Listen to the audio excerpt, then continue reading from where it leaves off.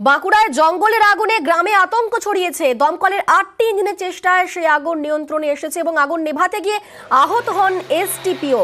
আগুন নেভানোর কাজে হাত লাগান রাজ্যের মন্ত্রী জ্যোৎস্না মান্ডি। আমাদের সঙ্গে রয়েছেন প্রতিনিধি প্রিয়ব্রত।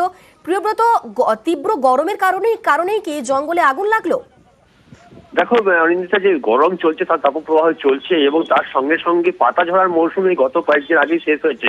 সেক্ষেত্রে শুকনো পাতা পড়ে রয়েছে এবং যেটা মনে করা হচ্ছে যে দাবানল টাইপের কিছু গাছে গাছে ঘষা লেগে হয়তো আগুন লেগে থাকতে পারে।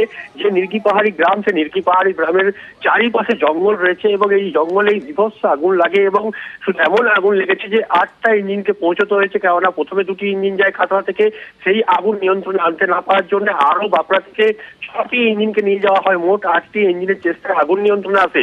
শুধুমাত্র যে দমকল বাহিনীর চেষ্টায় আগুন নিয়ন্ত্রণে এসছে এমনটা নয়, রাজ্যের খাদ্য দপ্তরের মন্ত্রী জ্যোৎস্না মান্ডি তিনি আগুন নামানোর কাজে হাত লাগিয়েছেন। তিনি বাড়তি করে জল পৌঁছে দিয়েছেন, গ্রামবাসীরা সহায়তা করেছেন। এর পাশাপাশি খাতড়ার যে এসডিপিও রয়েছে তার নেতৃত্বে পুরো পুলিশ বাহিনী তারা কিন্তু আগুন নেভানোর কাজে হাত লাগান। শুধু দমকল নয়, ফায়ার ব্রিগেডের। ধন্যবাদ। মির্কি পাহাড়ি গ্রাম সংলগ্ন যতগুলো জঙ্গল আছে পুরো চারিদিকে আগুনের দাবানলে ছড়িয়ে পড়ে।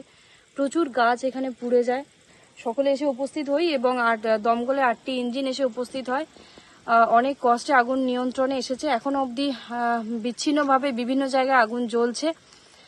কিছু বাঁশঝাড় আছে গ্রামের দিকে, কিছু ঘরবালই আছে জ্বলছে। এগুলো এখনো দমকলের গাড়ি দাঁড়িয়ে আছে। পরিস্থিতি কিছুটা নিয়ন্ত্রণে আছে, কিন্তু এখানে প্রশাসনের সমস্ত আধিকারিকরাই আছেন, সাথে আমিও আছি। আমরা চেষ্টা করছি যাতে গ্রামে কোনো ক্ষয়ক্ষতি না হয়।